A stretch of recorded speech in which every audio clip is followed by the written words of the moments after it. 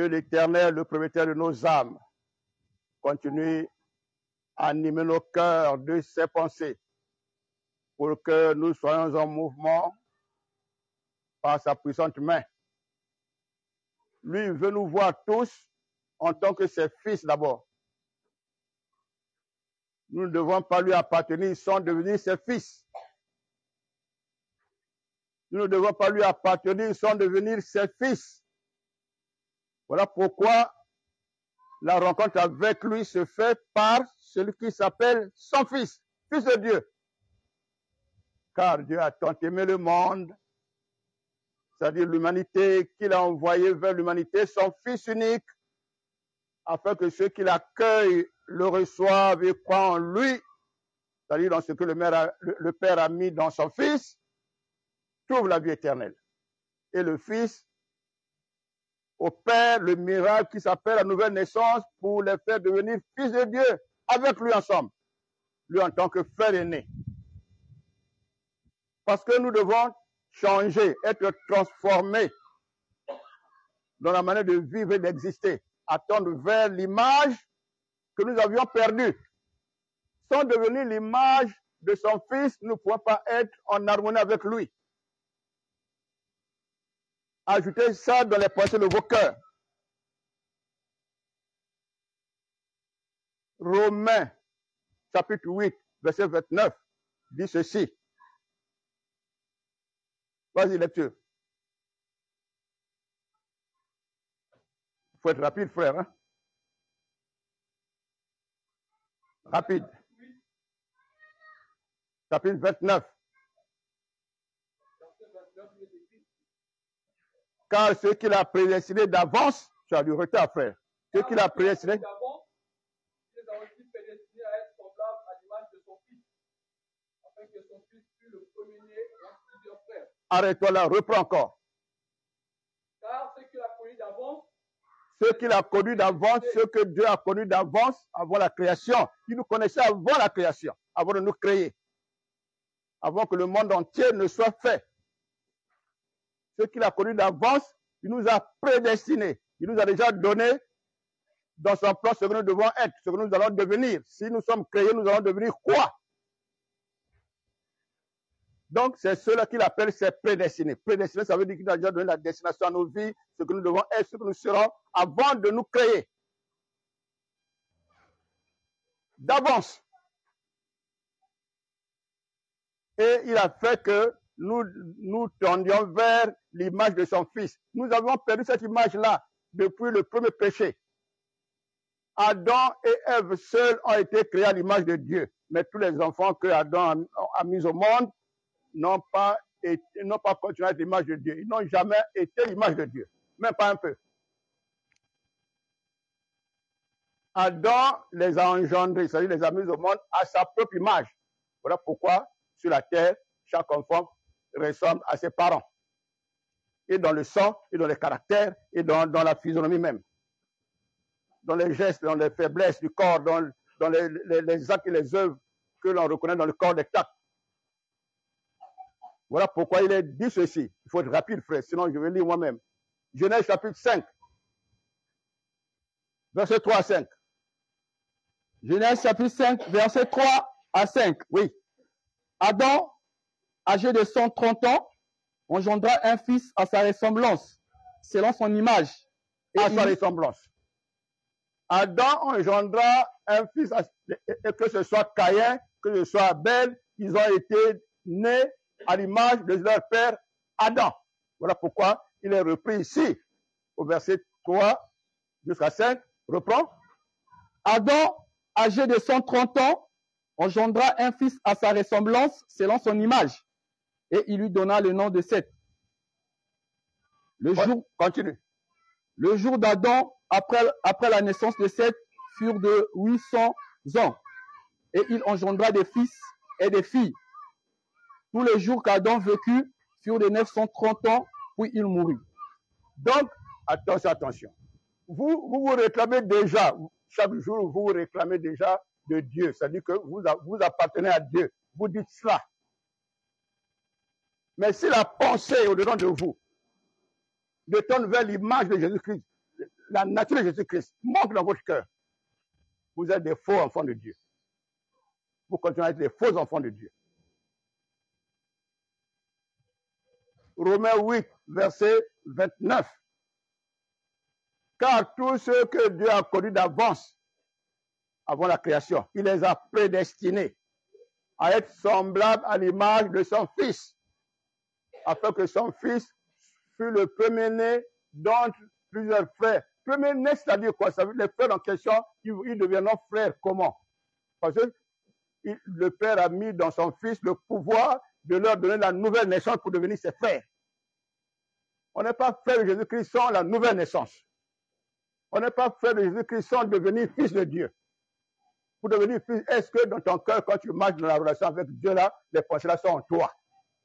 Est-ce que tu reconnais, tu confesses cela, que je suis devenu fils de Dieu par telle nature, par tel miracle, par tel mystère, et voici ma manière de vivre sur la terre. Est-ce que tu vis sur la terre en tant que fils de Dieu?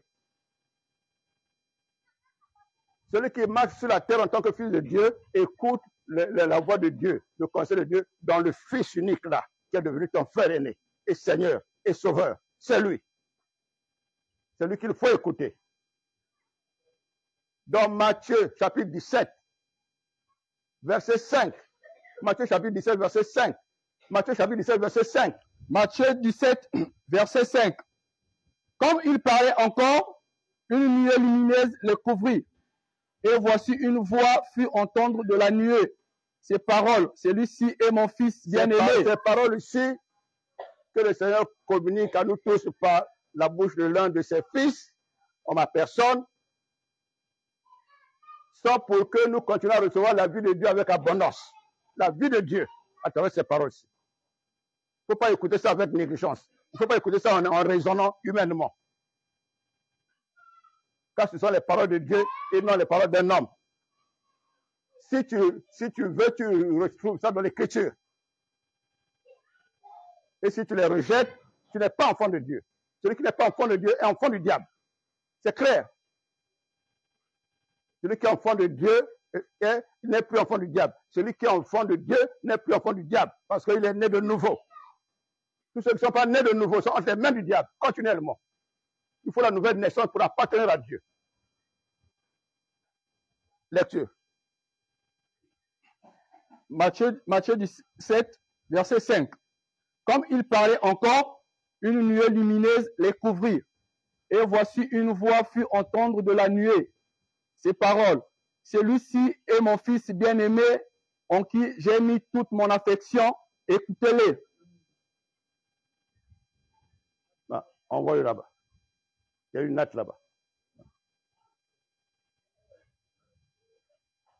C'est pas à blaguer ici. Hein. On n'est pas assis là pour blaguer. Celui-ci est mon fils bien-aimé en qui j'ai mis tout mon amour pour vous. Écoutez-le. Dieu s'adresse à tous les hommes qui viennent vers Jésus-Christ, son fils unique.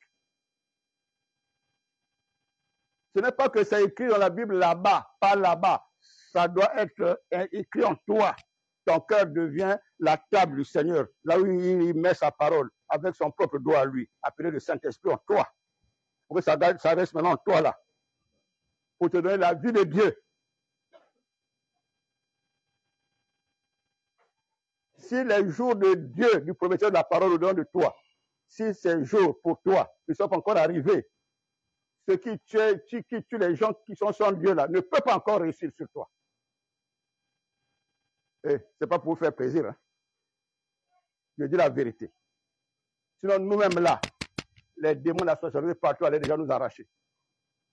Mais les gens que le démon utilise pour nous tuer là, eux-mêmes ils tombent. C'est parce qu'on va vous dire des choses qui vont vous effrayer. C'est la vérité, ce qui sort de ma bouche là. Ah oui. Voilà pourquoi nous ne blaguons pas avec la parole de Dieu au-dedans de nous. Là, il faut être cliché, vous ne nous trouverez pas là-bas. Là, il faut jongler, vous ne nous trouverez pas là-bas. C'est la parole de Dieu qui veille sur nos âmes et qui nous nourrit et qui nous conduit et qui nous anime dans la vie qui est dans la parole de Dieu. Désormais, c'est ça en nous. Et c'est ce que le Seigneur nous a dit de vous partager. Parce que vous êtes devenus à lui. Sinon, vous ne serez pas là. Vous ne serez pas là. Vous qui écoutez Vous écoutez parce que le Seigneur nous a choisis pour écouter ces paroles qui viennent de lui en notre faveur. Donc, le Fils de Dieu, c'est lui qui nous donne la nouvelle naissance pour que nous devenions ses frères. Et il est appelé l'aîné, notre frère aîné. Pourquoi il est appelé notre frère aîné? Pourquoi? Voici la réponse. Colossiens 1, il faut être rapide, sinon je lis moi-même, frère. Il y a un peu de lenteur en toi. Colossiens, chapitre 1, verset 15. Colossiens 1, verset 15. Il est l'image du Dieu invisible, le premier-né de toute la création. Voilà. Il s'agit de qui? Du Fils de Dieu. Il est le premier-né de toute la création. Le premier-né, c'est lui. Il a encore dit ceci de lui. Hébreux, chapitre 1, verset 5. Voilà, 5. Hébreux 1, verset 5. Hébreux 1, verset 5. Car, auquel des anges Dieu a-t-il jamais dit, tu es mon fils, je t'ai engendré aujourd'hui, et encore, je serai pour lui un père, et il sera pour moi un fils. Il parle là de son fils. Il dit, à quel ange il a déjà dit que tu es mon fils, je t'ai engendré aujourd'hui. C'est ma créature, c'est tout. Un seul est fils de Dieu, pas créature. C'est lui, Jésus-Christ de Nazareth. Donc, pour que nous devenions fils de Dieu, il opère en nous le mystère de devenir fils qu'on appelle la nouvelle naissance.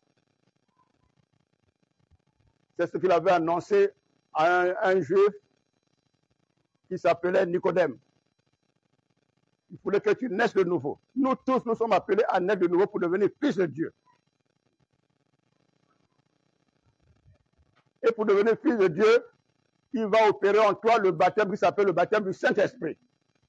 Le baptême d'eau, c'est différent du baptême du Saint-Esprit. Le baptême d'eau ne peut pas devenir fils de Dieu. C'est faux. C'est un baptême de la confession de ta foi en Jésus-Christ Nazareth, fils de Dieu, qui est venu, qui a porté tes péchés dans le corps qu'il a porté en sortant du sein de Marie pour engloutir tes péchés à toi dans sa mort qui venait de toi qu'il a porté pour revenir de la mort là à la vie sans les péchés en question, sans les malédictions en question, sans les maladies en question, sans les infirmités en question. Pour toi.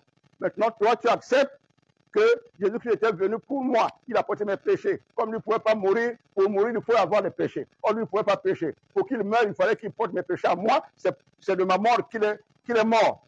J'accepte. Et je viens converser ça devant les serviteurs de Dieu, devant les témoins invisibles et visibles, en rentrant dans l'eau. Immerger tout le corps dans l'eau. Pas une partie du corps doit rester dehors.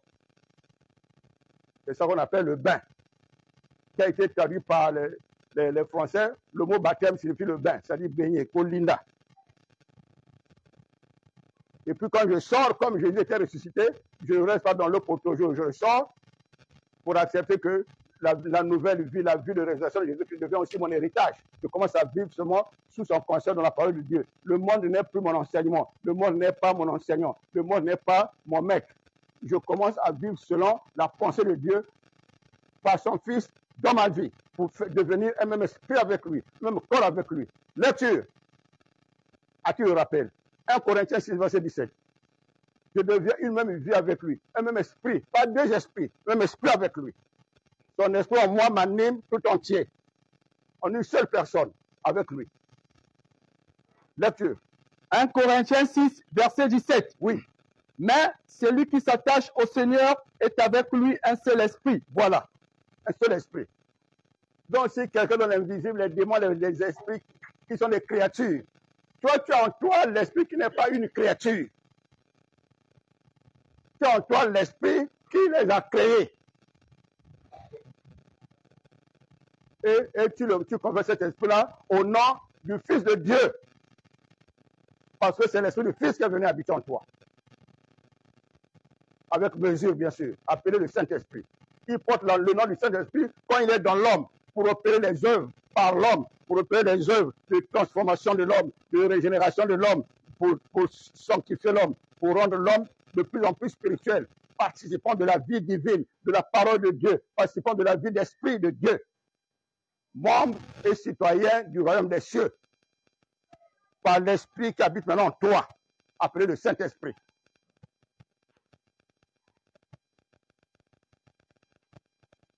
Appelé le Saint-Esprit.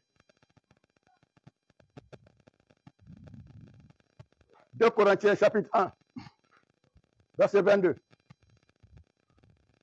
Tu mets ça dans ton cœur à toi. Parce que l'homme vit par son cœur. Or, le cœur est déjà gâché par les choses démoniaques qui font de nous des personnes qui sont embrouillées sur la terre, qui sont sous l'esclavage du diable, le chef des démons. Lecture. 2 Corinthiens 1, verset 22. Oui. Lequel nous a aussi marqué d'un sceau et a mis dans nos cœurs les arts de l'esprit. Voilà. Il met dans nos cœurs le Saint-Esprit. Les arts de l'esprit, c'est le Saint-Esprit. Les arts de l'esprit de Dieu. Comme pour dire l'avant-goût de la vie de relation avec Dieu. En nous. Sur la terre. C'est seulement en partie. Pas d'une manière pleine. En partie, hein. En partie. Lecture. 1 Corinthiens chapitre 13. En partie. À partir du verset 9. Verset 9 à 11.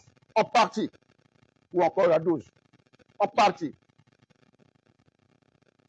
1 Corinthiens 9, 1 Corinthiens, pardon. 1 Corinthiens 13, verset 9 à 12. À 12. Car nous connaissons en partie. Nous connaissons en partie. Nous avons reçu le Saint-Esprit pour opérer les œuvres en partie. Pas comme Jésus-Christ qui pouvait traverser le mur avec le corps physique là qu'il avait. Mais nous, c'est impossible. Parce que c'est en partie. Il nous donne un partage pour être complémentaire dans la vie du corps de Christ. Personne ne doit s'enorgueillir du don qu'il a reçu, du ministère qu'il a reçu. Parce que c'est pour l'utilité commune. C'est en tant que serviteur et servant de l'Éternel. Qui a pour maître et berger Jésus-Christ de Nazareth, fils du Dieu très haut. Reprends ça, frère. Car nous connaissons en partie. Oui. Et nous prophétisons en partie. Oui. Mais quand ce qui est parfait... Même prophétiser, c'est en partie. Même le Saint-Esprit, là, les œuvres du Saint-Esprit sont en partie toujours. Oui. Mais quand ce qui est parfait sera venu, oui, ce qui est partiel disparaîtra. Lorsque j'étais enfant, quand nous serons enlevés, ça disparaîtra parce que nous serons revêtus déjà de corps célestes. Donc, ce ne sera plus en partie. Oui. Lorsque j'étais enfant, oui, je parlais comme un enfant. Oui. Je pensais comme un enfant. Oui. Je raisonnais comme un enfant. Lorsque je suis devenu homme, je fais disparaître ce qui était de l'enfant. Oui. Aujourd'hui, nous voyons au moyen d'un miroir d'une manière obscure. Mais alors nous verrons face à face. Aujourd'hui, je connais en partie, mais alors je connaîtrai comme j'ai été connu. Alors là, veut dire quand nous serons enlevés d'ici. On connaîtra correctement, entièrement.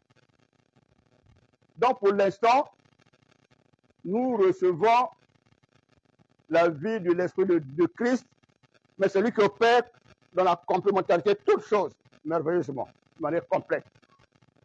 Nous, chaque jour, le Saint-Esprit opère en nous des choses pour nous fortifier, pour nous enlever la faiblesse.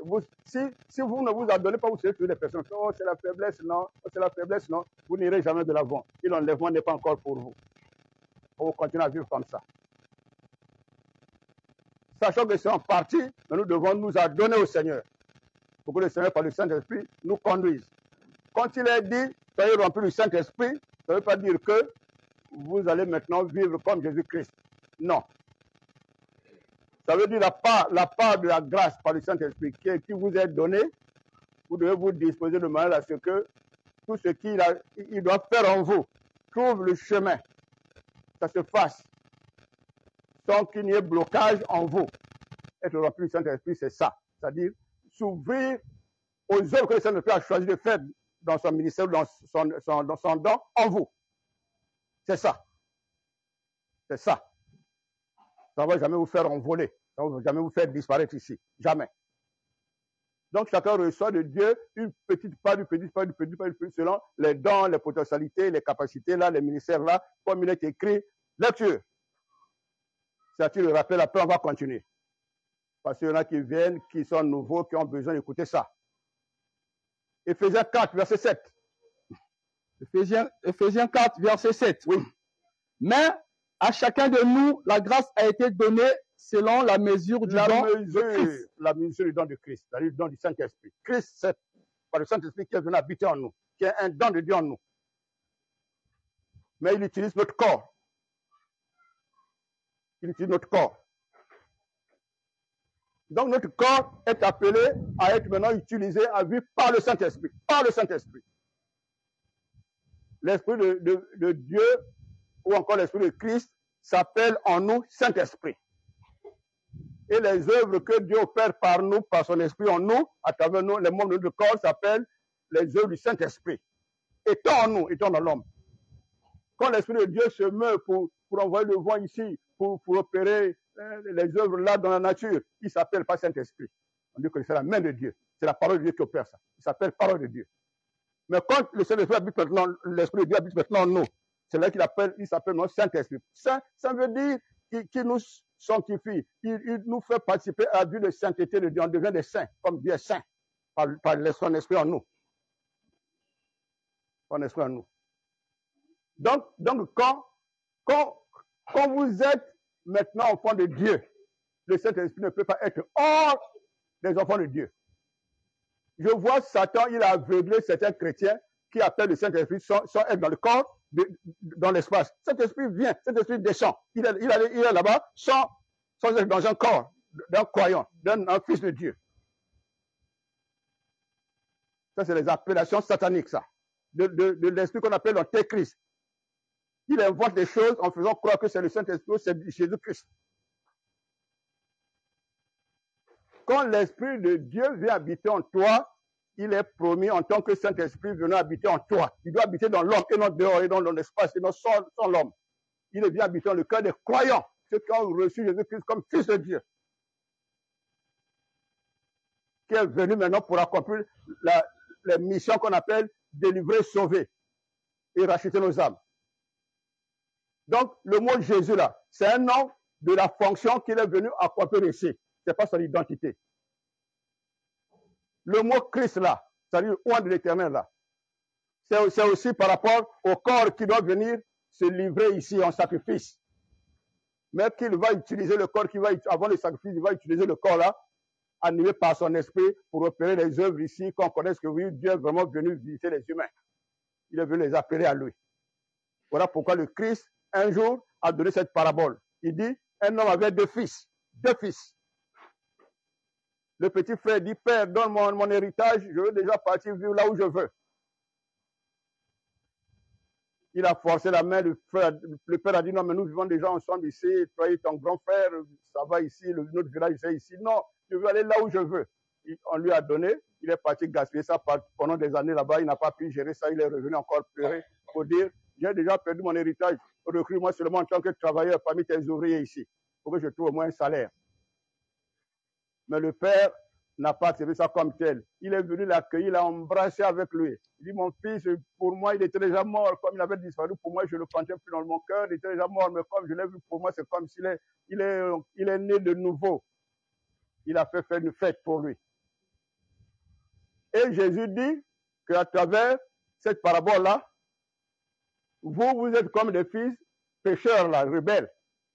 Maintenant, par moi, Jésus, le Père lui-même est venu vers vous. Il n'a pas attendu que vous le cherchiez. Papa, je nous demandais pardon, tu es où? Non, lui-même, il est venu vers nous. Ça, non, c'est que vous venez, repentez-vous. Voilà pourquoi il commence par repentez-vous pour que vous obteniez le pardon. Tout le monde est rebelle. Même si tu n'as pas commencé à pécher physiquement ou bien activement, mais tu es né dans le péché, conçu dans l'iniquité, donc tu es rebelle par le sang des pères qui habitent en toi. Donc tout le monde a besoin de la repentance, ne fût-ce que la repentance des péchés d'hérédité, que te donner les caractères que tu as. C'est les péchés qui ont donné les caractères que chacun a. Tout le monde n'a pas le même caractère, c'est selon les familles, selon le sang qu'on porte en soi, paternel ou maternel. On ne sait pas écouter une fois, on doit écouter 3 fois, 4 fois. Si on insiste, ah bon, maintenant je vais écouter. Ainsi de suite. Donc, le suspens habite dans les cœurs de tous les hommes, de tous les enfants. Donc, de famille en famille. Jésus dit, tout le monde, sans exception, repentez-vous à cause de ça. Donc, mais le Père est où? Il dit, c'est ici le Père. Les disciples ont voulu douter, alors qu'ils avaient déjà cru en lui. Mais on a cru en toi, tout le Père, il a dit, mais tous les jours que je suis avec vous, où c'est encore le Père où? Celui qui m'a vu l'a vu. Oui. Donc, comme dans la parabole, là, le Père lui-même, il a vu le Fils là-bas, il court pour aller le rencontrer en chemin. Le Fils allait dire, oh, il vient me chasser ou comment? Non, le Père est venu, il l'embrasse. Oh, mon fils, oh, mon fils. Il l'amène à la maison, au milieu de l'entreprise. Il dit, ne travaille plus aujourd'hui, c'est la fête, c'est le férié. Tuez les moutons, tuez les bœufs, on va fêter. Mon fils est revenu. Pour moi, il était mort, il est revenu à la vie. Oui.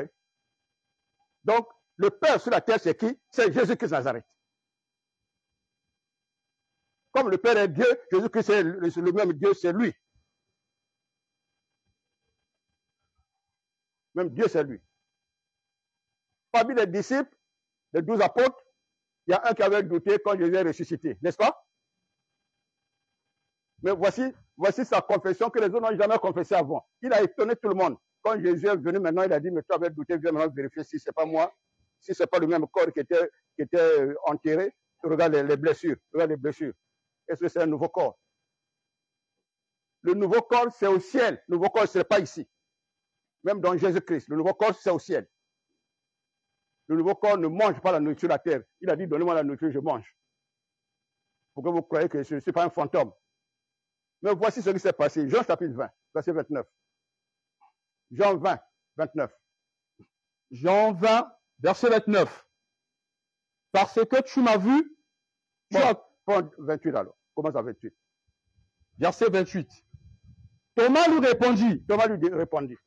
Mon Seigneur et mon Dieu. Jésus lui dit, parce que tu m'as vu, tu as cru. Heureux ceux qui n'ont pas vu et qui ont cru. Personne n'a jamais appelé Jésus que tu es Dieu. Jamais. Jamais. Mais c'est quand Jésus arrive qu'il apostrophe Thomas. Thomas, quand il a salué les autres, parce que le jour-là, quand il s'est présenté au milieu des apôtres, Thomas n'était pas là, il n'était pas dû faire des courses. Il revient, les autres disent, le maître qui est apparu, qui est ressuscité, il est venu avec nous ici, il est au milieu de nous, on a même mangé ensemble. Il dit, jamais, ce n'est pas lui. Est-ce que vous avez touché le corps pour voir que c'est lui les plaies, là où on a eu mis les clous? Mais Jésus n'était plus venu. Or, Jésus entend tout, n'est-ce pas? Un autre jour, Jésus revient. Il les voit. Il les salue. La paix soit avec vous. Après, il dit, Thomas, viens et touche. Thomas dit, oh. Il a connu ça comment? Thomas commence à trembler. Viens, touche pour que tu crois que c'est moi. Viens, touche là où j'avais mes plaies. Tout. Thomas n'a pas pu venir toucher. Il vient, il tombe devant ses pieds. Mon Seigneur et mon Dieu. Les autres, oh, Dieu. N'est-ce pas? Avant, on croyait que Dieu, c'est le Père seulement, non? Mais est-ce que Jésus a dit, non, je ne suis pas Dieu. Tu veux me donner des problèmes devant mon Père? Est-ce que moi, je suis Dieu? Non. Jésus a dit, tu as bien confessé. Heureux ceux qui n'ont pas vu, mais qui ont cru comme ça. Gloire à Dieu. Gloire à Dieu. Pourquoi vous priez, il ne faut pas dire, oh Père, tu es Dieu. Oh Jésus, tu es son Fils. Qui n'est pas Dieu. C'est l'ignorance. C'est le raisonnement humain. C'est diabolique. C'est diabolique. C'est un seul esprit qui est incréé. Il n'y a pas deux esprits qui sont éternels. Non. Un seul. Voilà. Donc, je continue. C'est le Christ qui nous donne un peu de son esprit avec mesure. Donc, son esprit avec mesure. Voilà pourquoi le Saint-Esprit vient nous dire, c'est le Saint-Esprit qui vient nous dire, hein, quand Jésus a dit que j'ai encore beaucoup de choses à vous dire, mais je ne peux pas vous le dire maintenant. Quand le Saint-Esprit viendra, il va vous enseigner toutes choses. Mais le Saint-Esprit, quand il vient habiter en nous, il commence à nous dire que vous avez reçu dans vos cœurs les arts de l'Esprit de Dieu seulement. Donc, moi qui suis au-dedans de vous, je perds en vous seulement un avant-goût de la vie de l'Esprit. Nous devenons participants de l'Esprit de Dieu. Participants de l'Esprit de Dieu parce que notre Dieu est devenu en même temps notre Père. Donc, nous sommes ses fils d'Esprit. Nous sommes nés d'Esprit. Né d'Esprit veut dire que notre vie devient la vie d'Esprit. Donc, nous sommes devenus nous-mêmes aussi Esprit, étant dans ce corps, comme Jésus-Christ. Il était dans le corps qu'il avait reçu de Marie, de la jeune femme de Joseph.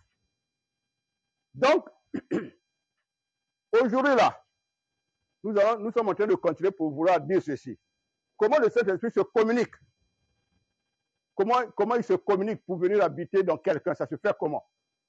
Ça passe par quel chemin? Est-ce par l'appel. Saint-Esprit descend, Saint-Esprit descend. Viens habiter en moi. Je ne sais même pas quand les gens disent Saint-Esprit descend là, il descend où? Dans la foule ou bien dans chacun? Je ne sais pas. Dans celui qui a prié. Dans celui qui a demandé. Je ne sais pas. Je ne connais pas leur pensée. Plus on n'a pas causé. On ne cause pas avec eux sur ça. Oui. Quand ils disent descend, viens, c'est pour habiter où sur la terre? Dans celui qui a prié ou bien dans tout, je ne sais pas. Mais moi, j'ai déjà entendu, j'ai déjà vu, là où j'ai été invité un jour avec un de mes frères, un de nos collègues, je dis collègue parce que je dis pasteur aussi, il dit à l'assemblée ceci, maintenant demeurez en prière parce que le Seigneur Jésus est en train de visiter tout le monde en passant par le couloir. Il est en train de passer le marché par le couloir en regardant tout le monde, en visant tout le monde. Le couloir c'est l'espace. Hein.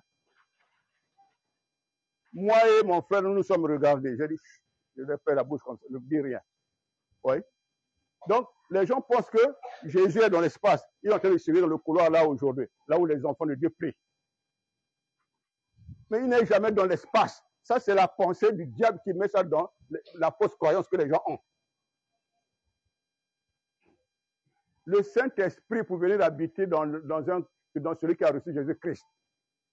Le Saint-Esprit est véhiculé par la parole de Dieu.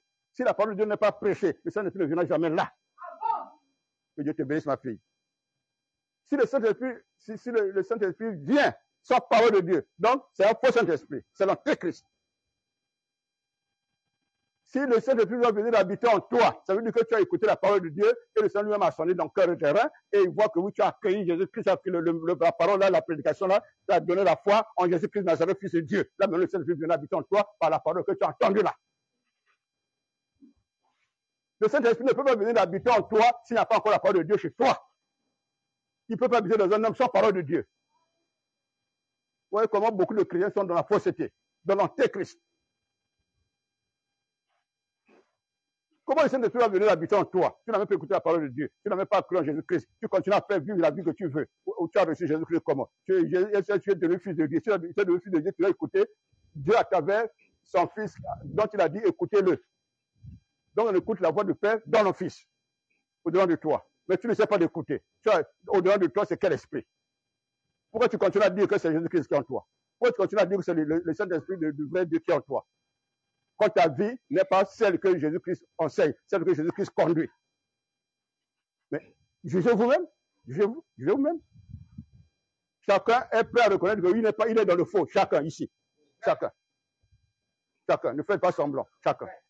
Nous ne nous trompons pas, comme nous sommes devant vous. C'est pas ça, on ne peut pas vous dire pour vous décourager, pour que vous passiez mal la nuit, le sommeil. Mais on sait.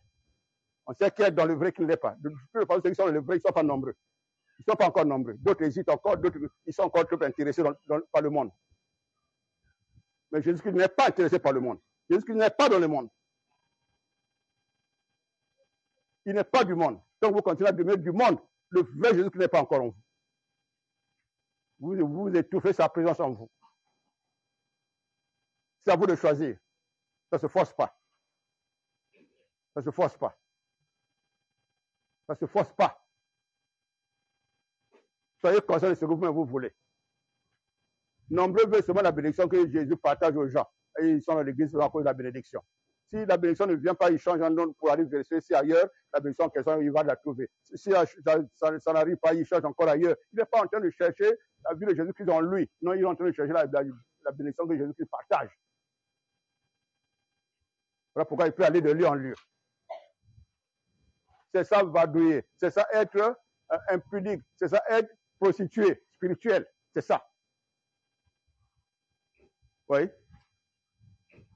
Mais restons dans la voie que le Seigneur nous a donnée aujourd'hui. Comment se communique le Saint-Esprit? Le Saint-Esprit, déjà, pour se communiquer, il faudrait que la parole de Dieu soit propagée, véhiculée par ceux qui ont reçu mandat de Jésus-Christ lui-même. Pas ceux qui ont désiré même devenir les serviteurs de Dieu, non.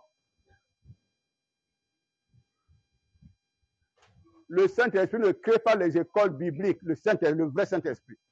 Il ne crée pas les écoles bibliques.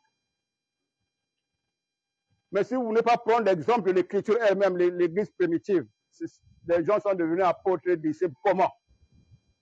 Par quelle école scripturaire avec les cahiers, les bics et un professeur qui enseigne comment être homme de Dieu, comment être chrétien. Où est le Saint-Esprit en vous? Lecture, mon fils. 1 Jean chapitre 2, verset 20. 1 Jean chapitre 2, verset 20. 1 Jean chapitre 2, verset 27. Verset 20 et 27. Pas 20 à 27, mais 20 et 27. 1 Jean 2. 1 Jean 2, verset 20. Oui. Pour vous, vous avez reçu l'onction de la part de celui qui est saint. L'onction, c'est la présence du Saint-Esprit en vous avec toutes les œuvres qu'il doit accomplir en vous et par vous. Accomplir en vous et par vous. Reprends ça. Pour vous, vous avez reçu l'onction de la part de celui qui est saint. Et vous avez tous de la connaissance. La connaissance donnée par le Saint-Esprit. Comme le Christ a dit, le Saint-Esprit, quand il viendra, il vous enseignera toutes choses. C'est à travers l'onction là qu'il enseigne. Il n'y a pas deux enseignants. Et le Saint-Esprit et l'onction, c'est la même chose. Il vous enseignera toutes choses. Continue. 27. Le verset 27. Oui. Pour vous, l'onction que vous avez reçue de lui demeure en vous. Et vous n'avez pas besoin qu'on vous enseigne. Mais comme son onction vous enseigne toutes choses, et qu'elle est véritable, et qu'elle ne point un mensonge, voilà. Demeurez en lui selon les enseignements qu'elle vous a donnés. Voilà. C'est le même enseignant de nous tous qui doit nous enseigner à travers les serviteurs de Dieu. C'est Jésus qui parle par son esprit dans l'homme qu'il a choisi pour parler aujourd'hui. Et quand nous écoutons cette parole, nous écoutons le Seigneur Jésus-Christ à travers la parole qui est donnée. Et nous sommes en communion avec lui pour l'écouter. Et le Saint-Esprit voit au-dedans de notre cœur qui nous sommes en train d'écouter. Si nous sommes en train d'entendre, si nous sommes concernés par ça ou pas. Tout est sondé en nous. En tout temps. En tout temps. En tout temps. Donc le Saint-Esprit, il est communiqué à travers la parole de Dieu. Voilà pourquoi Jésus a fait connaître à ses disciples ceci. Jean, l'évangile de Jean, chapitre 6. Jean 6, 63. Jean 6, 63. Jean 6, 63. Jean, chapitre 6, verset 63. Oui. C'est l'esprit qui vivifie. La chair ne sert de rien. Les paroles que je vous ai dites sont esprit et vie. Mais il en a parmi vous quelques-uns qui ne croient point. Il faut toujours lire fort, frère. C'est bon. Jésus dit les paroles que vous entendez, que ce soit par sa bouche, que ce soit par les hommes que lui-même il a mandatés parce qu'il est au-dedans d'eux, il dit que celui qui vous écoute m'écoute. Il a dit à ses serviteurs comme ça. Donc c'est Jésus-Christ toujours. Il dit les paroles-là sont esprit et vie. C'est par ces paroles-là qu'on reçoit le Saint-Esprit. On reçoit pas le Saint-Esprit sans parole de Dieu. Vous êtes dans le faux. Tous ceux qui écoutent, qui pensent qu'ils ont reçu le Saint-Esprit sans la parole de Dieu, le Saint-Esprit vient. Il n'était pas déjà rentré en eux quand ils ont écouté la parole de Dieu. Maintenant, comme ça dit, Saint-Esprit vient. Il vient. Ça c'est un démon qui va toujours venir. Les démons sont prêts à prendre la place parce qu'ils aiment habiter en nous, les démons. Pour opérer leurs œuvres, pour nous donner leur caractère, leur vice. Pourquoi on vit par ça? La mauvaise nourriture, c'est le poison spirituel là. Donc, les paroles que vous entendez là, que vous recevez là, sont esprit et vie. Mais il y a parmi vous ceux qui ne croient pas. Ils croient qu'ils reçoivent le Saint-Esprit sans la parole de Jésus-Christ. Il y en a qui pensent qu'ils reçoivent la foi aussi comme ça. La foi, j'ai reçu la foi. Mais Jésus a précisé ceci. Lis ça aussi. Ça va aider certains. Romains 10, verset 17. Romains 10, verset 17. Romains 10, verset 17. Oui. Ainsi, la foi vient de ce qu'on entend. Voilà. Si tu n'entends pas, et ce qu'on entend, c'est quoi? La parole de Christ. Lis bien. Reprends. Ainsi, la foi vient de ce qu'on entend. Et ce qu'on entend vient de la parole de Christ. Si tu as écrit notre parole, vous ne voulez pas être sauvé, vous. N'importe quelle amen, n'importe parole amen, n'importe causerie amen, n'importe causerie amen. Voilà. Sans discerner que c'est la parole de Dieu ou pas. Il est dit la parole de Christ. Cette parole doit annoncer Jésus-Christ pour ta vie à toi. Dieu te sauve par Jésus-Christ, son Fils. Dieu te communique la vie éternelle par Jésus-Christ, son Fils.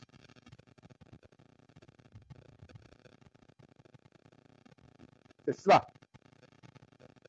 Donc, il y a des personnes que le Seigneur Jésus-Christ lui-même a choisies. Pas des volontaires. Pas des volontaires. Écoutons d'abord ça. Jean chapitre 6, évangile de Jean chapitre 6 encore. À partir du verset 68. Commence à 66. Jean 6 à partir du verset 66. Oui. Dès ce moment, plusieurs de ses disciples se retirèrent et ils n'allaient plus avec lui. Oui. Jésus donc dit aux 12, et vous, ne voulez-vous pas aussi vous en aller? Simon-Pierre lui répondit, oui. Seigneur, à qui irions-nous? Tu as la parole de la vie éternelle. Oui. Et nous avons cru et nous avons connu que tu es le Christ, oui. le Saint de Dieu. Oui. Jésus leur répondit, n'est-ce pas moi qui vous ai choisi, vous les 12? Voilà. Et l'un de vous est un démon. Voilà. Je reprends ça. Jésus a enseigné, parce qu'avant les gens le suivaient à cause des miracles, à cause des miracles, à cause des miracles, à cause des miracles, le miracle de transformation de nourriture aussi pour que beaucoup mangent. Mais le jour-là, il a dit, vous continuez à me suivre parce que je vous ai donné à manger, j'ai multiplié la nourriture, tout ça. Mais je ne suis pas venu pour ça, pour nourrir le corps. Je suis venu pour nourrir votre âme, la vraie nourriture. C'est recevoir ma parole, mon enseignement, la pain, que vous sachiez quel est le vrai pain. Le vrai pain, c'est moi. Le vrai pain, c'est ce qui est descendu du ciel. C'est la parole de Dieu. Et vous devez manger le pain qui vient du ciel et recevoir la vie éternelle. Il a commencé à enseigner, il a commencé à enseigner. Les gens disent, oh, si c'est comme ça, il va rester seul, n'est-ce pas? Jésus a fait seulement de mettre les yeux au sol pour ne pas les influencer. Non? S'il les regarde comme ça, tu auras le courage de quitter. Il a dit non, soyez libre. Moi aussi, souvent, je fais comme ça, pour que tu sois libre. Je fais comme si tu n'existes pas aujourd'hui, devant moi, pour que tu sois libre, pour que je vois quelles sont ces intentions, la vraie intention qui est en toi. Alors lui, il met les yeux par terre comme ça. Les gens commencent à profiter du parti. Quand il lève les yeux, il est resté seulement 12 personnes. Les 12 apôtres seulement. Alors que Jésus avait déjà plusieurs disciples. Jésus leur dit, mais où sont les autres? Ils sont partis. Et vous? Vous ne les suivez pas. Pierre qui est toujours pressé à parler. Hein? Non? Oh Seigneur, nous allons encore partir où? Nous t'avons connu. Nous savons que c'est toi qui as la parole de la vie éternelle. Jésus dit, si vous attachez la vie éternelle, c'est parce que moi je vous ai choisi. Personne ne peut jamais être sauvé par lui-même, ne peut s'attacher à Jésus-Christ par lui-même. Si c'est par lui-même, le Jésus-Christ en question auquel il s'attache par lui-même, là, c'est un démon, pas le vrai Jésus-Christ. Il faudrait que je vous dise la vérité, hein, du Seigneur. Hein. Si tu attaches à Jésus-Christ et que ses enseignements, ce n'est pas par ça que tu t'attaches à lui, c'est par ton désir personnel, c'est par tes pensées personnelles, c'est par tes idées personnelles, c'est par ton choix personnel. Je prie à telle heure que je veux, je fais les activités comme ça, je vais à l'église quand je veux, je choisis mes jours. Le vrai Jésus-Christ qui est en toi là n'est pas le vrai. Il est le faux Jésus-Christ. Je vous dis la vérité. Et la vie éternelle, la vraie vie éternelle n'est pas encore en vous. Vous l'avez escamoté. Parce que le Christ a dit que même si vous avez été obéissant 99 fois, mais si la 100e fois, vous avez péché, vous avez négligé, les 99 fois là ne vont jamais vous sauver. Jamais. Il a dit, il va compter la dernière fois là, pour que vous soyez sauvés ou pas. C'est écrit aussi. C'est parce que vous ne savez pas lire. C'est écrit. Donc, c'est important. Nous devons comprendre que nous avons reçu la foi parce que nous avons écouté la parole de Dieu, que nous avons Jésus-Christ, Fils de Dieu, qui est venu se donner en sacrifice pour nous. Et nous avons accepté, oui, c'était pour ma vie, Seigneur, me voici. Où est-ce que j'irai encore? Comment ne pas t'obéir? Comment ne pas t'écouter? Le monde là n'est rien. Il sera voué à la perdition. Seigneur, c'est toi qui as la vie éternelle. C'est ce que le Saint-Esprit a continué à insister de dire. C'est là où le vrai Dieu est avec toi. C'est là où la vie éternelle aussi va s'implanter en toi. Parce que tu écoutes la voix de ton Seigneur et non ta propre voix. Tu écoutes le conseil du Seigneur, non ton propre conseil. Tu écoutes les désirs, le Seigneur que le désir pour toi et non tes propres désirs. Il y a une différence. Il y a une différence.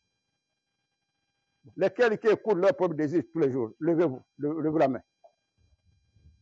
Ils vont cacher, hein. Mais rien n'est caché aux yeux du Seigneur.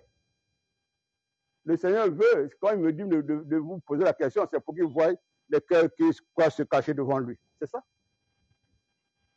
Vous me dites la vérité, non, Seigneur, oui, c'est moi. Lui, il est en train de voir, voilà, il croit se cacher devant moi. Alors que je vois tous les jours sa vie. Comment il vit.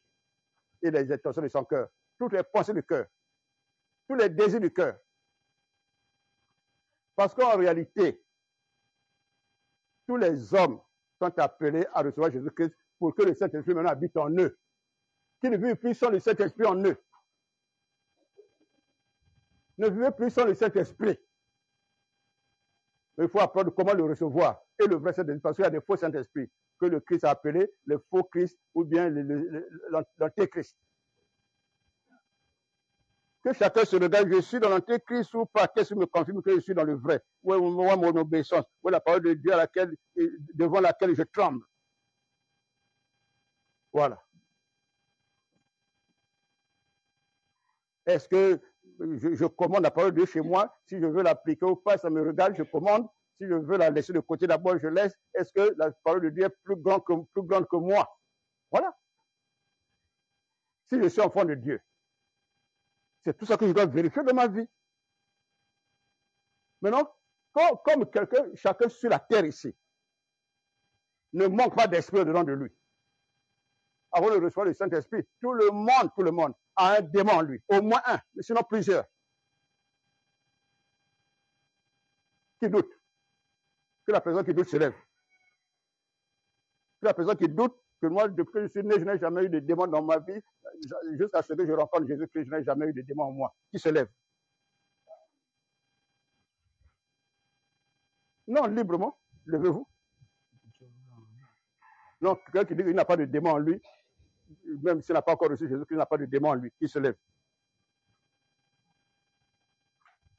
Donc vous acceptez que vous avez des démons. Que tout le monde avait un démon, au moins un démon en lui. Bon, lesquels qui disent que parce que j'ai reçu Jésus-Christ, je n'ai plus de démon en moi, qui se lève. J'ai déjà reçu Jésus-Christ, je n'ai plus de démon en moi. Parce que Jésus-Christ a pris la place. Qui se lève. Frère, apportez-moi une feuille en bic là. Levez-vous. Oh, il y en a, levez-vous. On va faire un programme avec vous. Dans un jeûne de 3 jours et 3 nuits. On va tester ça ici. Pour que vous soyez fiers après, non? Non? Non? Pour que vous soyez fiers après. Si, comme vous avez la peur de jeûne de 7 jours, on prend seulement 3. Une feuille, un bic. Mais dépêchez-vous. Pourquoi vous êtes nonchalant? Hein? Alors, frère, passe avec ça là. Allons-y. Lesquels n'ont plus de démons dans leur vie parce qu'ils ont reçu Jésus-Christ. Jésus-Christ, celui qui habite en eux maintenant, les démons n'ont plus de place. Levez-vous. Ou bien soulevez la main. Alors, un. Il ne faut pas avoir peur de te lever, frère. Allez. Ouais, la main encore. Pourquoi vous avez peur de vous lever pour que tout le monde vous voie? Ne vous doutez pas de ce que vous êtes. On continue. Faites juste d'avoir continué à parler, frère. Sœur. Qui encore? Mais bah oui, bah le bâti, bah ça te fait ça, et lui moi il y a ça là. Bon, tu le maintenant. Allons-y. Quoi, vous m'étonnez? Bon. Lesquels sont prêts à faire le jeûne de 7 jours avec moi ici? Levez-vous. 7 jours et 7, mais il faut demander la permission. Hein.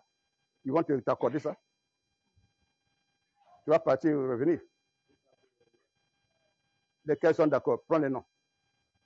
Jeûne de 7 jours et 7 jours. 7 jours et 7 nuits avec moi ici. Sans bouger, le téléphone fermé.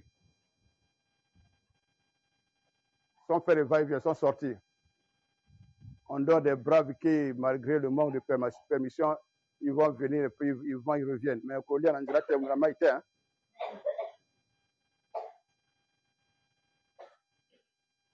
Mais levez-vous, Nini Kaka. Nini Kaka. Mais toi, tu as une semaine avec nous aujourd'hui, mais tu peux en profiter, ma fille, non? Hein?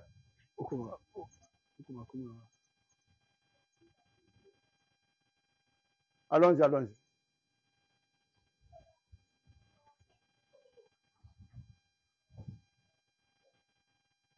Quoi? Tu as mis le nom? L'école est finie? Ok. On continue. Qui encore? Marissa. Il te reste combien de jours? Hein? 4 jours, c'est bon. Ah, il faut la peine. 7 jours. Allons-y, les autres.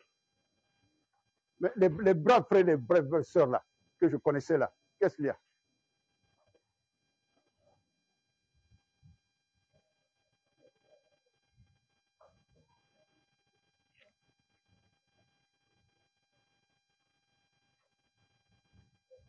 On a déjà pris vos noms. Assez. C'est tout, frère? On parle en vernaculaire? Bon, viens parler en vernaculaire. Là. Vernaculaire pas compris. En lingala mukutuba. Maintenant que frère, nous avons la jeûne à 7 jours. Maintenant que frère, nous avons le jeûne à 7 jours de le Kilama. Maintenant que frère, nous avons le jeûne à 7 jours de Kilama. 7 jours et 7 nuits ici sur place, sans bouger, téléphone fermé. 7 jours et 7 nuits. Sans manger, sans boire, parce qu'il s'agit de l'illumination de l'âme.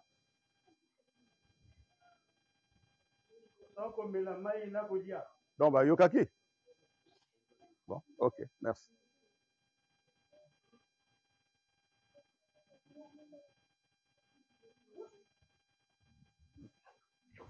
Bien.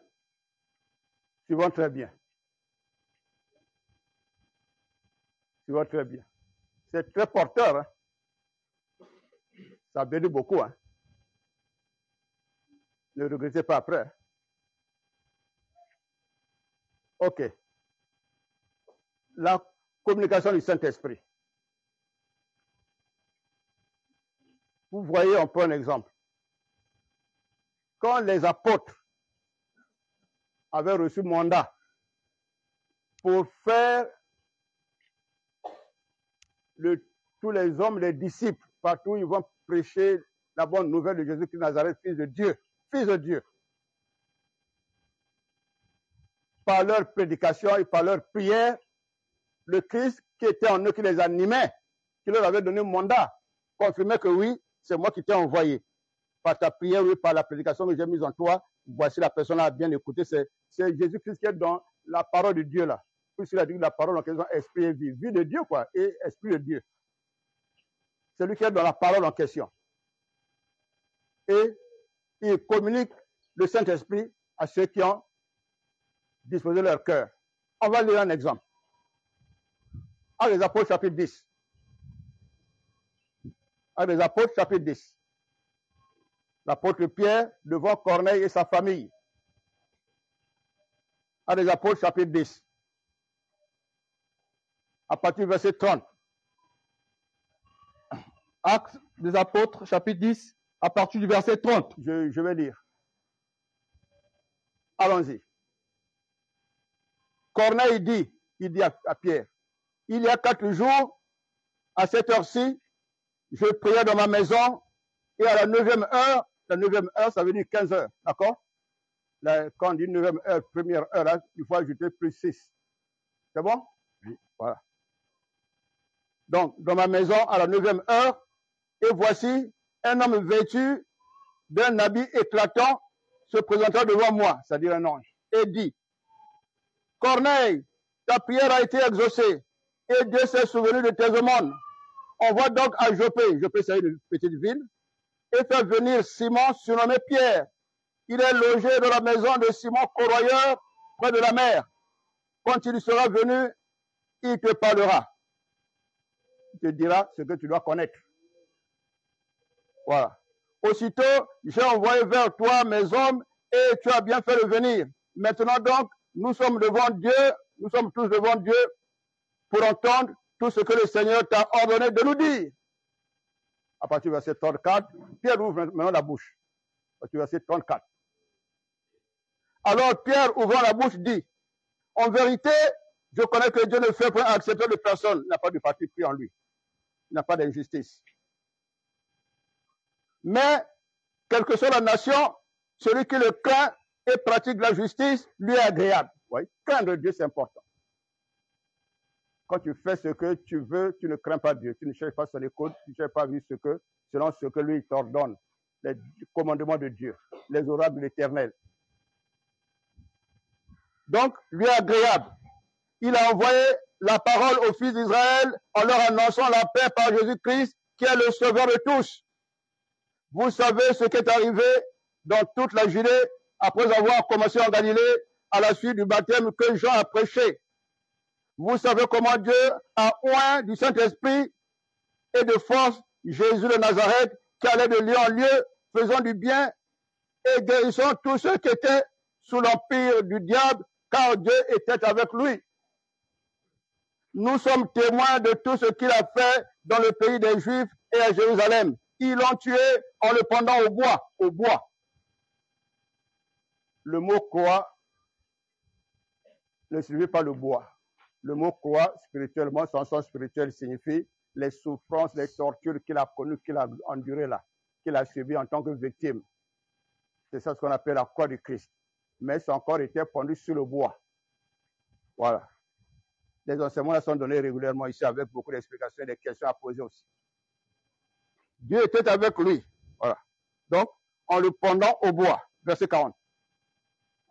Dieu l'a ressuscité le 3e jour et il a permis qu'il apparût non à tout le monde, tout le peuple, non à tout le peuple, mais aux témoins choisis d'avance par Dieu, à nous qui avons mangé et bu avec lui. Après qu'il fut ressuscité des morts, ils ont mangé et bu avec lui. Et Jésus nous a ordonné de prêcher au peuple et d'attester que c'est lui qui a été établi par Dieu, juge des vivants et des morts. Tous les prophètes rendent de lui le témoignage que celui qui croit en lui reçoit en son nom. Pas au nom du Sauveur, au nom du Fils de Dieu. Le pardon des péchés.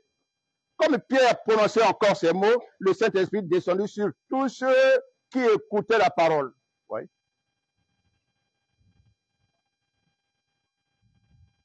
La parole, parce qu'ils écoutaient la parole, ils ont cru. Le Seigneur a vu dans leur cœur qu'ils ont cru en Jésus-Christ. Ils ont reçu le Saint-Esprit par la prédication des gens que Jésus-Christ a mandatés pour ce ministère-là. Par eux, l'écluse des cieux est ouverte. Par eux, le royaume des cieux est ouvert.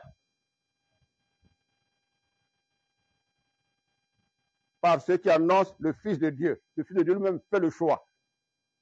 Mais si tu es volontaire toi-même, le démon qui se précipite à commencer à faire les œuvres, les miracles, tout ça à travers toi, ce n'est pas le vrai Saint-Esprit parce que souvent, il montre le comportement et la manière de vivre des hommes en question. Ils sont adultères, ils sont orgueilleux, ils sont égoïstes, ils sont comparants, ils aiment le monde, tout ce que le monde a fait sur la terre, que ce soit les boîtes de nuit, que ce soit les modes, c'est pour eux, ils sont vantés à travers les choses du monde. Ils ne vantent pas Jésus-Christ, ils vantent le monde, les choses du monde qui sont sur eux. Ils donnent la valeur à ça. Oui. Ils se disputent le monde.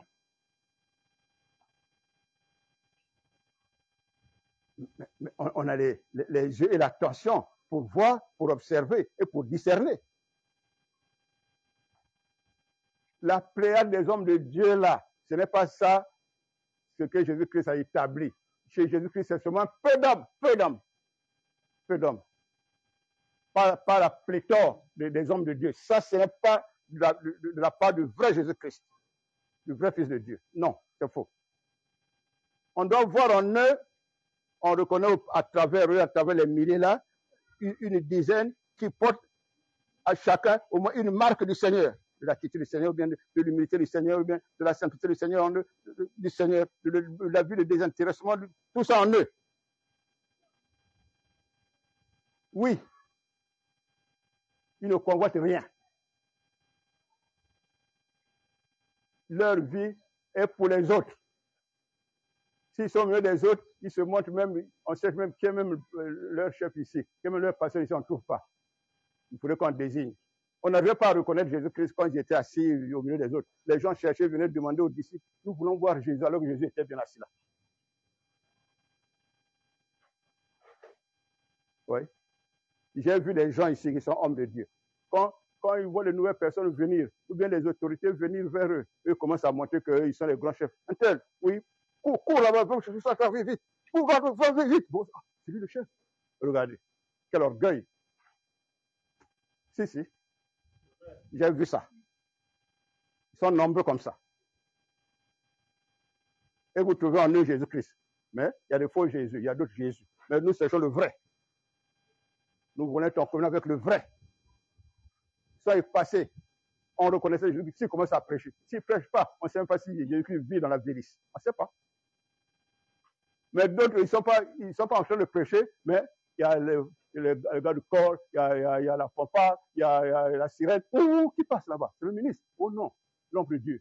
Oh, laissez passer. Oh, mais il est comme nous. Oh, qui t'a dit ça? Il faut le respecter. Hein? Voilà. Franchement. Nous voulons le vrai Seigneur. Il est un seul Seigneur, un seul Jésus-Christ, le vrai. On veut reconnaître ceux qui sont à lui. Donc, il y en a qui communiquent un autre Saint-Esprit. Il y en a qui communiquent un autre Saint-Esprit. Il y en a qui communiquent un autre Saint-Esprit. Et il y en a qui communiquent, ils ont en eux des signes communs. On peut retrouver au moins un signe commun dans eux tous et avec le Christ. Comme Paul a dit, il a dit à l'Église, ou encore aux églises, que soyez mes imitateurs, parce que moi je suis imitateur de Christ. Oui, 1 Corinthiens 11, verset 1. Lecture, fils. 1 Corinthiens 11, verset 1. Soyez mes imitateurs, comme je le suis moi-même de Christ. Voilà. Un homme de Dieu qui ne sait pas dire que je suis imitateur de Christ, il a même peur de dire, oh frère, tu fais ça, tu es imitateur de Christ. Il a honte. Il a peur de dire de confesser publiquement que j'imite Christ. Même si chaque jour on apprend. Mais on doit savoir que oui, toi, dans ton témoignage, il y a quand même ça, qu'on voit déjà que oui, Christ est avec toi. Pour d'autres, on a même le doute. Mais la magie a commencé par les magiciens sur la terre pour faire tomber les gens, tout ça. Opérer des miracles pour la guérison du corps, de chair. Ça ne veut pas dire que c'est Dieu seulement.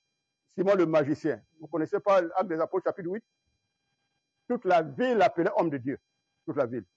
Maintenant, quand le simple évangéliste de l'église de Jésus-Christ est allé dans la ville en question, la ville à Samarie, il a annoncé Jésus-Christ, le Fils de Dieu, il est venu pour vous, il est mort, il est ressuscité, nous sommes témoins, nous sommes ses disciples, venez à lui, repentez-vous, il est venu pour le pardon de nos péchés, il porte les péchés tout le monde, le royaume des cieux, le royaume des cieux. Il a opéré beaucoup de miracles, ceux qui sont venus écouter la parole de Dieu, beaucoup de miracles, on va dire ça. Vas-y, fils. Actes des Apôtres, chapitre 8. Actes des Apôtres, chapitre 8. Oui, commence au verset 1. Saul avait éprouvé le maître d'Étienne Il y eut ce jour-là une grande persécution contre l'église de Jérusalem. Et tous expectaient. Laisse ça, laisse. Sinon, il y en a qui ne vont pas comprendre. Bon, commence au verset 5.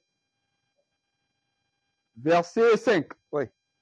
Philippe, étant descendu dans la ville de Samarie. C'est un évangéliste, pas apôtre, évangéliste seulement. Parmi les apôtres. Oui. Il prêcha le Christ. Oui. Le foule tout entière était attentive à ce que disait Philippe. Oui. Lorsqu'elles apprirent et virent les miracles qu'il faisait, car des esprits impurs sortirent de plusieurs démoniaques. Oui. En poussant de grands cris. Oui. Et beaucoup de paralytiques et des boiteux furent guéris. Oui. Et il y eut une grande joie dans cette ville. Dans la ville là. Continue. Il y avait auparavant dans la ville. Auparavant, la personne qui était toujours là, il venait aussi assister ce que Philippe faisait. Un homme, oui, nommé Simon, oui, qui se donnant pour un personnage important, exerçait la magie et provoquait l'étonnement du peuple de la Samarie. Oui, ces miracles, sa magie provoquait l'étonnement. Ça, c'est vraiment Dieu, ça. Continue. Tous, depuis le plus petit jusqu'au plus grand, l'écoutaient attentivement et disaient, celui-ci est la puissance de Dieu, celle qui s'appelle la grande. Oui, on disait de lui, ça c'est la puissance de lui, celle qui s'appelle la grande même. Oui, dans cette ville-là. La ville était très heureuse, contente de lui, que Dieu est venu ici. Oui, continue. Il écoutait attentivement parce qu'il les avait longtemps étonnés par ses actes de magie. Voilà.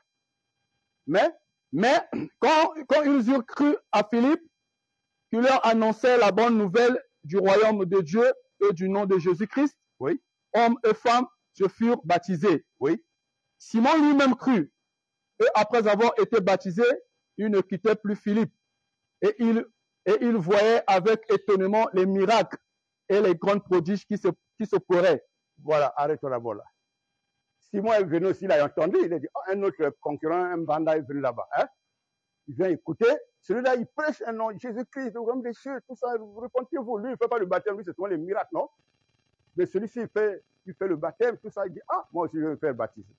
Il était aussi étonné des miracles qui se faisaient par l'évangéliste.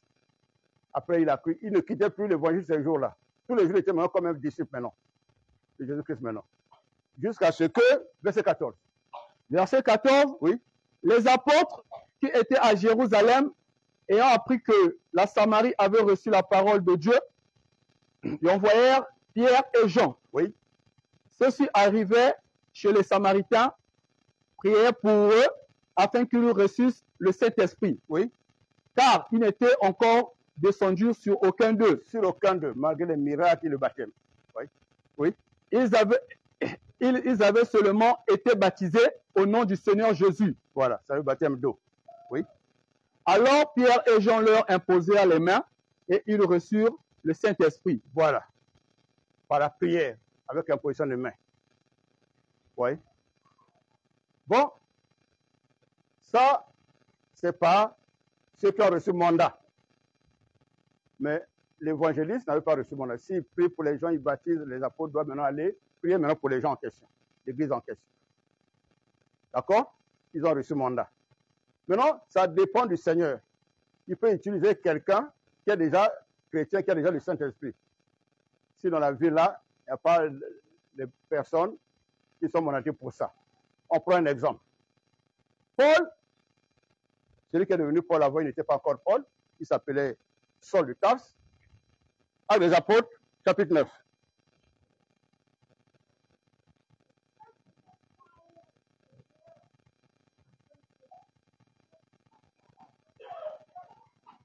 Actes des Apôtres, chapitre 9. On ne va pas tout lire. On va lire un petit passage.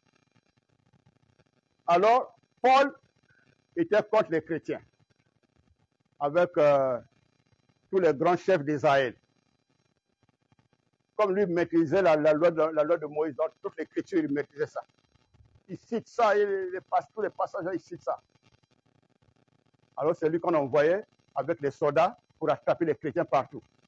Les chrétiens commençaient à se cacher, on a tout tué, on avait déjà tué Étienne. C'est là on allait lire là, à partir du verset 1 là, le Acte 8. on l'avait tué. Donc c'est Pierre qui a attrapé même, Paul qui a attrapé même les habits de ceux qui voulaient tuer les chrétiens. Alors maintenant, on l'a envoyé dans une ville, on a dit les chrétiens sont partis se cacher dans une ville là-bas du pays qu'on appelle la Syrie, dans la capitale Damas.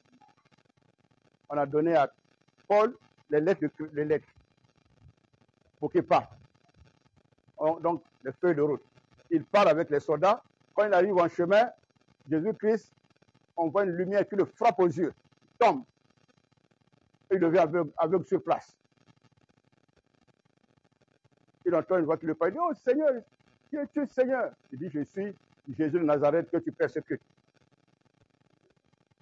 Ça veut dire que si tu persécutes un fils de Dieu, un chrétien, comme Jésus-Christ est en lui, donc c'est Jésus-Christ que tu es en train de provoquer, tu es en train de persécuter. C'est ça. Nous, si quelqu'un nous touche, il a touché celui qui est en nous. C'est ça. Vous, si quelqu'un vous persécute, il est en train de persécuter celui qui est en vous. N'est-ce pas? Pareil. Alors, Jésus a dit, tu restes avec les yeux fermés comme ça, mais en ce moment précis, tu n'as plus de puissance. Ne cherche même pas à réagir. Tu n'auras pas une puissance qui va te délivrer ici. Il a dit, ah, bon, ton corps est devenu faible. Il a dit, il a accepté. Continue jusqu'à la ville là où tu allais partir. J'ai déjà dit à un de mes serviteurs là-bas de te recevoir et de prier pour toi. Après maintenant, tu commenceras à aller annoncer mon nom. Direct. Maintenant, comme nous prions chaque jour à la maison, n'est-ce pas? Jésus a cherché celui qui est en train de prier à l'heure là et il trouve un homme appelé Ananias. Pendant qu'il est en train de prier, il reçoit une vision. Le Seigneur lui dit, Ananias, ne crains pas. Tu vas aller à telle adresse, il a donné une adresse. Dans telle rue, tel quartier de la ville ici. Tu vas rencontrer un homme là-bas qui s'appelle Saul. Ananias le connaît parce qu'on raconte à tous les chrétiens partout qu'il y a un homme là qui fouille les chrétiens partout pour les tuer avec les soldats en main. Lui dit, oh Seigneur, j'ai entendu parler de ce nom-là, c'est lui qui nous persécute, il cherche à nous tuer, on se cache quand il arrive ici. Il dit, aujourd'hui, tu ne vas pas te cacher, tu vas aller là où il est là-bas. Ah, il va encore faire comment? C'est lui que le Seigneur a choisi. Tu vas lui imposer la main. C'est là où quand il est allé lui imposer les mains, la notion qu'on entend, les écailles tombent des yeux. Hein? C'était chez lui. Après maintenant, les yeux se sont ouverts. Et il a mené au baptême, comme le Seigneur a dit, baptise-le. Après, il a reçu le Saint-Esprit par lui. Donc, si le Seigneur t'envoie, même ici, tu es un chrétien qui n'a pas de ministère, si le Seigneur t'utilise, tu fais ce qu'il a dit. Et c'est lui qui a accompli. Puis, ce n'est pas nous qui partageons à l'autre le Saint-Esprit. D'accord? Voilà. Si c'est mandaté par le Seigneur, oui. Moi, je suis mandaté par le Seigneur. Et c'est lui qui me dit, rassemble ces bien-aimés-là, commence à les encadrer, commence à les affermir. Comme les Paul faisaient. Il voit les frères qui sont réellement de nos seigneurs, il commence à les utiliser et après à leur donner des missions. Et le Seigneur lui-même, il a accompli cela en eux. Voilà. Donc, il faudrait que ça soit ordonné par le Seigneur. On ne reçoit pas le Saint-Esprit chez n'importe quel discoureur. Non, non, non. On ne reçoit pas le Saint-Esprit par n'importe quel homme qui prie pour toi. Non, non, non. Nombreux distribuent les démons. Hein. Attention. Hein. Nombreux. Hein. Le Saint-Esprit n'est pas un esprit de Kizunguzo comme il dit Mouave. Si on fait fou, tu tombes. Si on touche comme ça, tu tombes. Le Saint-Esprit ne peut pas tomber les gens. C'est le démon, quand il se bouscule, il tombe. Vous entendez? Pas le vrai Saint-Esprit. Les Saint-Esprit qui font tomber les gens là. Après, on les chasse pas, après ils se lèvent eux-mêmes, après ils vont s'asseoir. Bon, c'était quoi alors? C'était quoi? L'Esprit de Dieu. Il te fait goûter le sommeil sur terre. On voit dans l'Écriture ici, dans les Actes des Apôtres, dans les évangiles, quand Jésus avait prié pour quelqu'un, le démon s'est manifesté. Après, quand il a chassé le démon, la personne est restée comme morte. Mais le démon est parti. Là, c'est l'assouplissement parce qu'il y a eu trop de travail dans le corps, la personne est devenue fatiguée. C'est autre chose. C'est autre chose. Donc, le Saint-Esprit de Dieu, chacun a besoin de lui dans sa vie, dans son corps, pour devenir le temple de Dieu. On va se lever. Tu vas causer avec le Seigneur Jésus-Christ. avec l'intelligence qu'il t'a donnée. Sinon, tu n'as pas bonne conscience. On te dicte rien. Toi-même, tu te présentes au Seigneur, tu pries. Voilà.